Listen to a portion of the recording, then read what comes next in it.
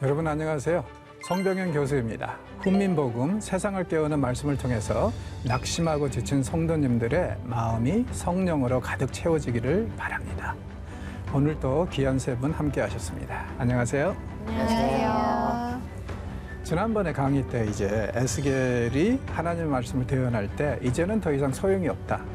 곧 임박할 것이고 심지어는 역사를 대표하는 가장 의로운 사람 세 사람이 와도 내가 그들의 기도를 듣지 않을 것이며 더 나아가서 그들도 자기 생명만 보존할 뿐이지 누구를 중보하거나 누구를 살리거나 이런 일은 없을 것이라고 아주 단호하게 말씀하셨어요. 자, 이런 말씀을 듣는다면 여러분은 어떤 반응을 보이시겠습니까? 어떻게 대응하시겠어요? 살려달라고 매달려야죠, 하나님께. 이미 안 하신다고 선언했는데요. 그래도요. 그래도. 어떻게. 그러니까 옛날 표현을 빌리자면 바지가 가랑이 붙잡고 네. 죽이든지 살리든지 나는 안 떠납니다. 이래야 되죠. 네네네. 그게 사실은 맞는 거예요. 근데 많은 사람들이 요즘에 보면은 하나님을 떠나는 이유 중에 하나가 실망했다, 얻어 터졌다, 배신당했다, 뭐 이런 느낌으로. 하나님 어떻게 이러셨을까? 예. 뭐 이런. 어찌 이러실 수가 있는가. 이래서 떠나는 사람들이 종종 있죠. 참 안타까운 일인 것 같아요. 지금 원석 형제가 말씀하신 것처럼 그렇게 하실수록 더 매달려야 되는데 맞아요. 더 살려달라고 해야 되는데 그래? 그럼 난 가지. 이게 이제 현대인들의 상당한 모습이 아닌가 싶습니다. 그래서 많이 아쉬워요. 그래서 이제 교회 상황도 보면은 개신교에서 상처받은 사람들이 카톨릭으로 많이 넘어가고 또 뭐 다른 종교로 가고 결국엔 그 사람들 생각엔 종교는 종교다 이런 식으로 이제 생각을 해버리니까 이런 일들이 벌어지는데 성경에 보면은 너희 한마디로 말하면 이런 거죠. 너희가 여호와께 얻어 터졌느냐 어떻게 하라고요? 여호와께 나아가라고 그러잖아요.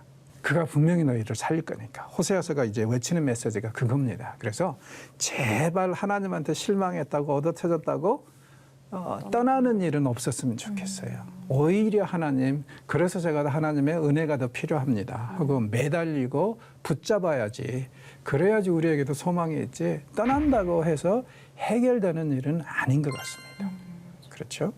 지난번에 얘기했는데 이러시면 안 되는데 하면서 뭐라고 그러냐면 하나님, 그래도 우리가 그동안에 하나님이라고 섬겼고 그동안에 그래도 물론 다른 신들도 섬겼지만 그래도 섬기고 예배드리고 헌금했으니까 좀 봐주셔야 되는 거 아니에요? 흥정을 하네요, 흥정을. 하나님 앞에서.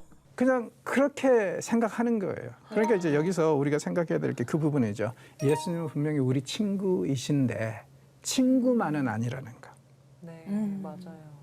그래서 어떤 때는 굉장히 두려운 심판주의시고 이런 부분이 있어야 되는데 어떤 때는 마치 이렇게 복음이 선포될 때 친구뿐이에요. 아닙니다. 심판하시는 하나님이시죠. 그리고 굉장히 무서운 분이시기도 하고 친근하지만 근데 그런 부분들이 많이 잊혀져 버렸던 것 같아요. 그래서 뭐 우리가 이 신앙생활 안 한 것도 아닌데 이렇게까지 혹독하게 하실 수가 있습니까 하고 이제 대드는 거죠. 거기에 대해서 이제 하나님은 선지자를 통해서 이렇게 말씀하십니다. 1절에서 7절 우리 장혜연 아나운서님 좀 읽어주시죠. 여호와의 말씀이 내게 임하여 이르시되 인자야 포도나무가 모든 나무보다 나은 것이 무엇이랴.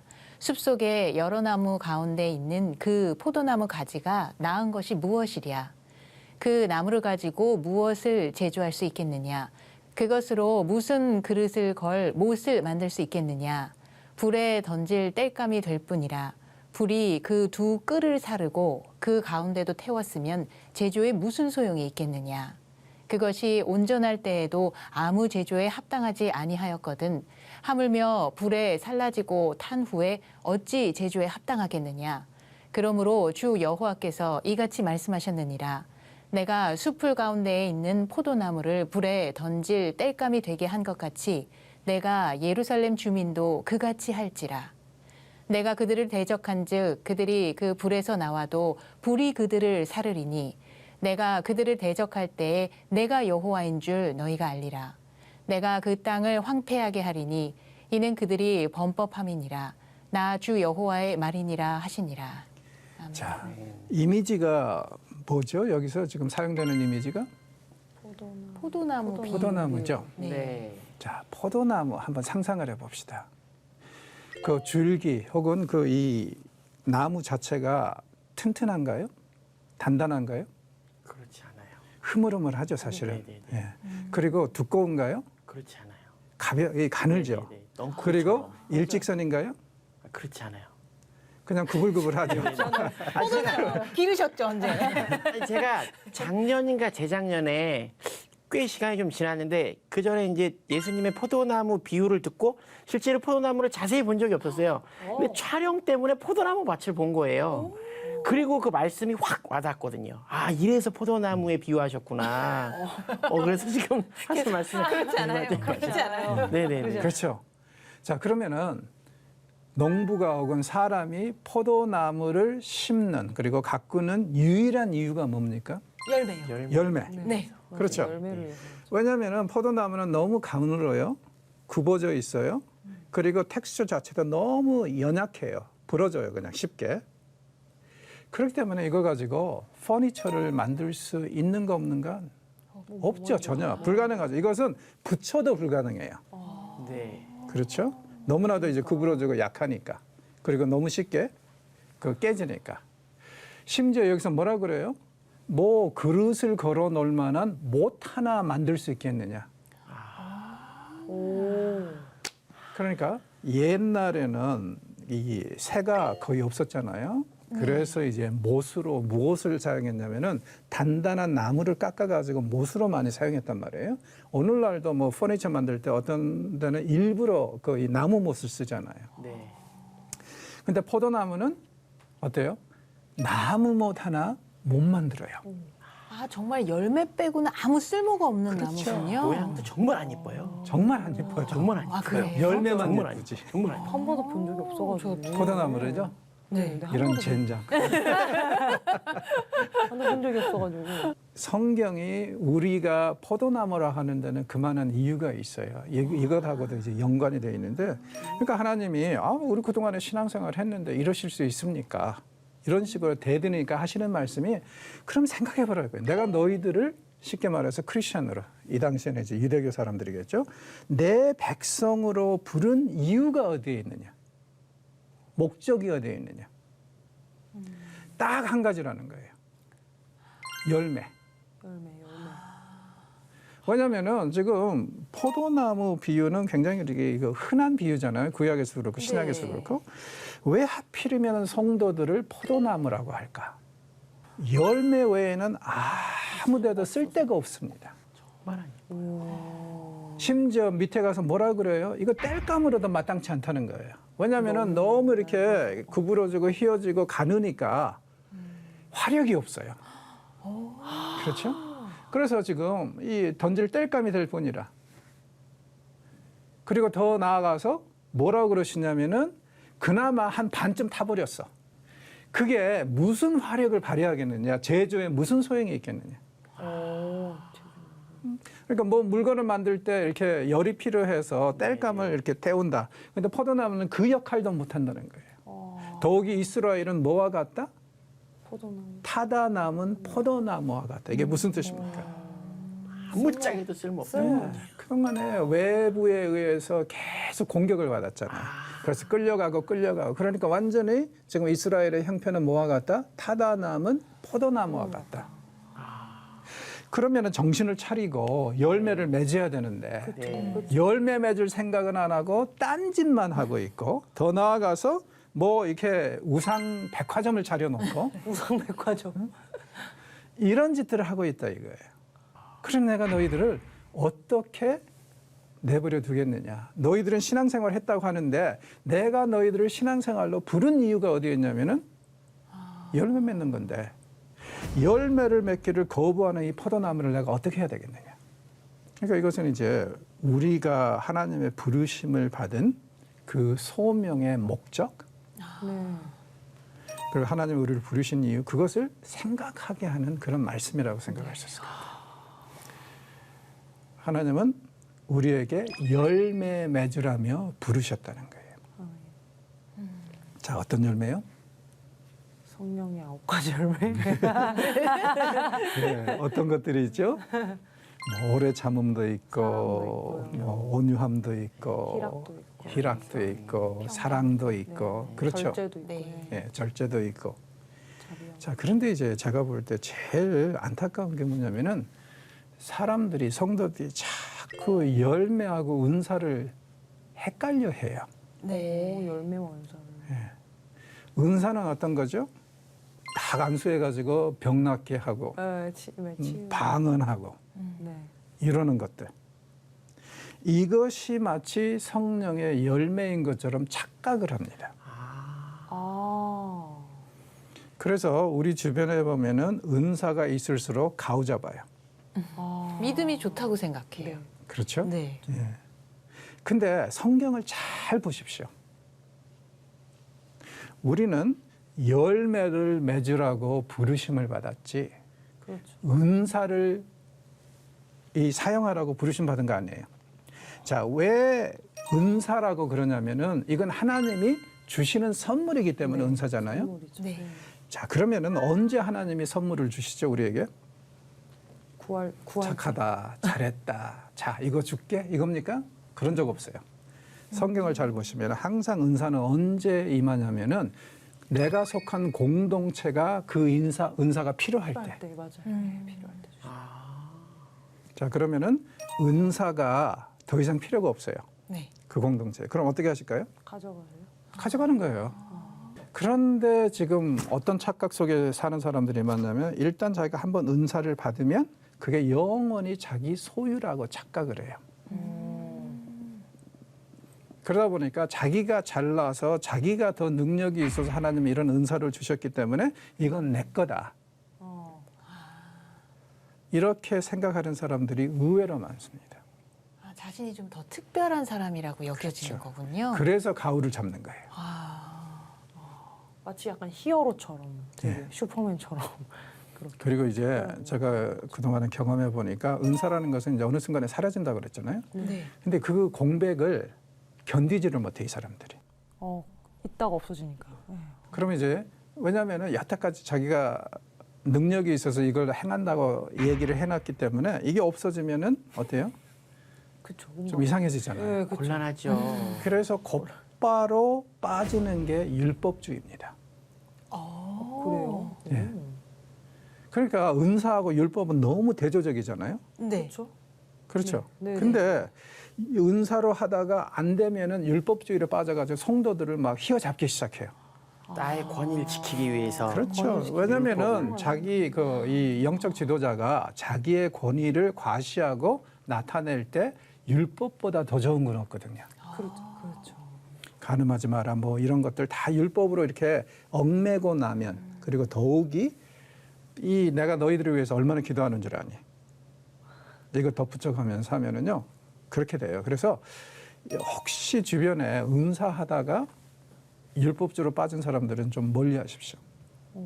다음 정착력이 그래요. 왜냐하면 이 영적인 권세에 대해서 자기네들이 한번 맛을 보면 이거 놓기가 쉽지 않아요. 그래서 이제 은사가 사라졌다는 말은 안 하고 그냥 이렇게 율법으로 휘어감는 경우들이 굉장히 많습니다. 그런데 우리는 이 율법에 대해서 항상 기억해야 돼요. 너희가 진리를 알지니 진리가 너희를 자유케 하리라. 아무리 의도가 좋다고 할지라도 얽매면은 안 됩니다. 억압하면은 안 돼요. 그건 기독교 정신하고 다릅니다. 예수님이 우리에게 자유 주시려고 십자가에서 죽으셨는데 그걸 완전히 되돌아가는 거예요. 그건 아니죠. 그래서 이 문제에 대해서 바울도 아주 굉장히 맹렬하게 심하게 얘기를 하잖아요. 그래서 갈라디아 사람들이 좋은 의도에서 율법을 지키려고 굉장히 노력을 했어요. 왜냐하면은 그 예루살렘에서 율법주의자들 내려와 가지고 이것이 하나님을 사랑하는 방법이다. 그러니까 갈라디아 사람들 좋은 의도에서 하나님을 더 깊이 사랑하고 싶어서 율법주의에 빠진 거예요. 그 그룹을 두고 바울이 갈라디아서에서 노발대발하면서 뭐라 그럽니까? 너희들은 크리스찬도 아니다. 강하게 얘기하죠. 아주 맹렬하게 비난합니다. 그리고 이제 재밌는 게 뭐냐면은 갈라디아서에는 다른 데 없는 게 한 가지 있고 다른 데는 꼭 있는 게 한 가지가 빠져 있어요. 뭐가 빠져 있냐면은 감사기도가 빠져 있어요. 심지어는 고린도 교회가 바울의 그 권위에 대해서 도전하고 문제 삼았는데도 그 교회에 편지할 때 감사한다고 그래요, 하나님께. 네. 근데 갈라디아서에는 감사기도가 전혀 없어요.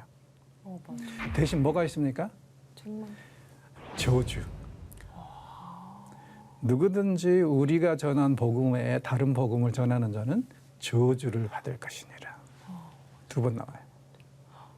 왜 이렇게 강력하게 얘기하냐면은 복음의 핵심은 자유인데 그걸 얽매고 아무리 좋은 의도라 할지라도 그걸 통해서 사람들을 이렇게 휘어감고 하면 그건 절대로 기독교 정신이 아니라는 거죠. 그건 하나님하고 상관없는 종교가 돼버렸다는 거예요. 그러니까 그렇게 강력하게 얘기를 하기 때문에 우리는 율법주의에 대해서 경계를 해야 됩니다. 네. 그렇죠? 자, 이 사람들 지금 망각하고 있어요. 자기네들은 율법 잘 지키면 되는 줄 알았어요. 그래서 모세 율법이 굉장히 중요해집니다. 자기네들 주일 성수한답시고 안식일 날은 어디 가지도 않고 그저 뭐 예배드리고 경건하게 다 했겠죠. 종교 행위를 다 했어요. 그런데 하나님은 여기서 이 열매 말씀을 하시면서 본질을 생각해 보라는 거예요. 본질은 뭐냐면 우리가 부르심을 받고 우리가 하나님의 백성이 된 것은 이 세상에서 열매, 거룩하고 경건한 성령의 열매들을 맺기 위해서. 중요한 것은 이 모든 것은 열매들을 잘 보시면 인격입니다. 네. 그렇죠. 절대로 하루아침에 이루어지는 거 아니에요. 네. 은사는 하룻밤 사이에 받을 수 있어요. 네. 또 사라질 수 있어요. 그런데 열매는 다 한결같이 오랫동안 연습하고 노력하고 실패하고 죽을 때 비로소 어느 정도 성취할 수 있다고 하는 것이 열매예요. 그렇네요. 훈련이네요. 그렇죠. 훈련. 와, 진짜. 자, 그래서 우리는 기독교를 삶의 방식이라고 하는 겁니다. 와. 종교가 아니라. 왜냐하면은 이 열매를 제대로 맺으려면은 평생 노력해야 돼요. 엄청난 실패를 감수하고. 근데 열매 맺기가 힘드니까 자꾸 은사로 열매를 대체하려고 그러는 성향이 있는 것 같습니다. 빠르고 쉬운 길이에요. 그렇죠. 네. 그건 안 돼요. 그래서 사실은 이 기독교 사회에서 제일 존경받는 사람들은 누가 돼요? 열매를 맺어가는 사람들. 은사를 행사하는 사람들이 아니라. 하나님의 은혜 없이는 살 수 없지만 네. 은사는 없어도 돼요. 네. 네. 맞아요. 그런데 성령의 열매는 계속 맺어야 돼요. 맞아요. 계속 좀 더 탐스럽게 만들어 가야 돼요.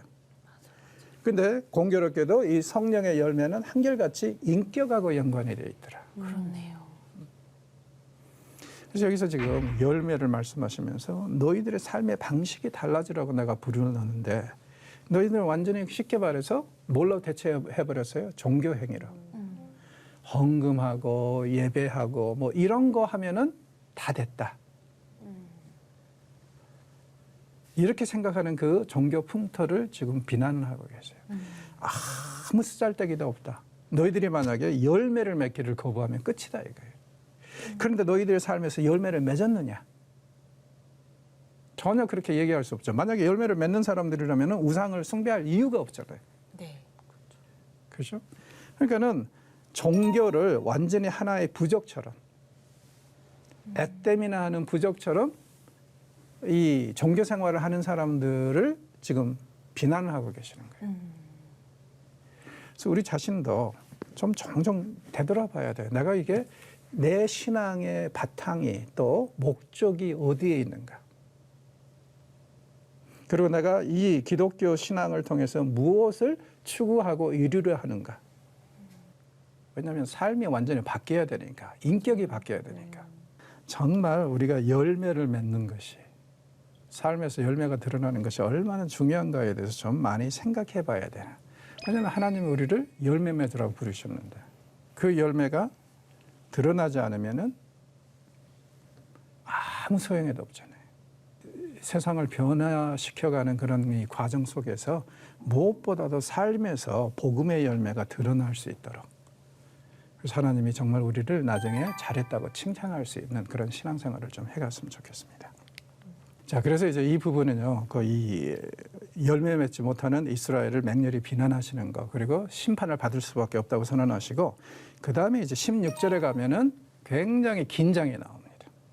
얼마나 기냐면요. 63절로 구성이 되어 있는데 이게 어느 정도냐면은 서선지서가 12권이 있죠. 네. 그 12권의 서선지서 중에서 6권보다 더 깁니다. 이 한 장에. 와. 그런데 이제 문제가 뭐냐면은 굉장히 내용이 충격적이에요. 그러니까 어떤 면으로 충격적이냐면 자극적이라고 그러나요? 아주 굉장히 섹슈얼리 그래픽해요. 23장에 가서 한 번 더 이 비슷한 얘기가 나옵니다. 두 자매의 이야기가. 근데 두 자매가 마치 몸을 파는 창녀처럼 묘사가 되는데 그냥 뭐 어느 정도로 끝내는 게 아니라 너무 그래픽해. 너무 적나라하게. 예, 적나라하게 다 드러나 있어요. 그래서 심지어 너무 이렇게 어떻게 보면은 이런 말씀이 성경에 있어야 되나 할 정도로 그래픽한 부분들도 있어요. 아주 묘사를 되게 적나라하고 상세하게. 아. 근데 그래서 그러신 데는 이유가 있었겠지요, 교수님? 그만큼 흉측하다는 거죠. 이들의 우상 숭배가. 네. 근데 이제 그래서 이제 옛날 전통적으로 보면 교회에서 이런 섹션은 공개적으로 읽지 말라 그랬어요. 그랬겠죠.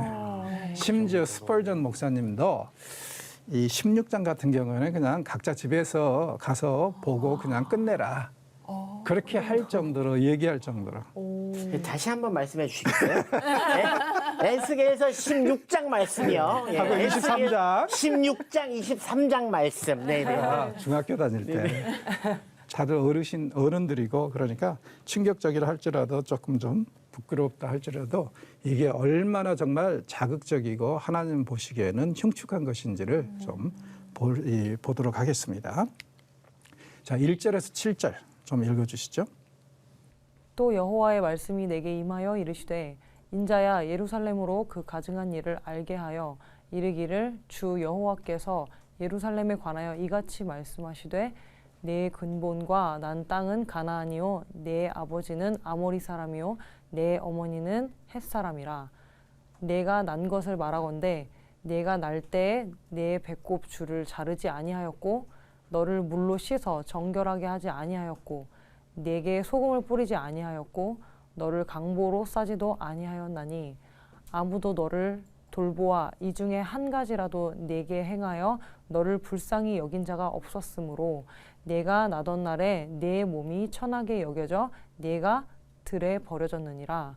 내가 내 곁으로 지나갈 때에 내가 피투성이가 되어 발짓하는 것을 보고 내게 이르기를 너는 피투성이라도 살아있으라. 다시 이르기를 너는 피투성이라도 살아있으라 하고 내가 너를 들에 풀같이 많게 하였더니 내가 크게 자라고 심히 아름다우며 유방이 뚜렷하고 내 머리털이 자랐으나 네가 여전히 벌거벗은 알몸이더라. 자, 이미지가 어떤 상황입니까? 진짜 눈으로 보는 듯하게 그래픽하네요. 네, 점점 더 묘사적이에요. 심해집니다. 아, 그래요. 자, 그런데 이제 이 말씀은 어떻게 보면은 요즘 말로 하면 출생의 비밀이죠. 그렇죠. 네네. 출생이. 이스라엘 굉장히 고상하고 아름답고 하나님이 선택하고 세우신 주의 하나밖에 없는 아내 혹은 자녀로 보이는데 사실은 내 근본은 뭐라고요? 가나안이요. 내 아버지는 아모리 사람이라. 무슨 뜻이에요? 쉽게 말해서 하나님이 아브라함을 불렀을 때 그도 우상 숭배자였잖아요. 아, 그렇죠.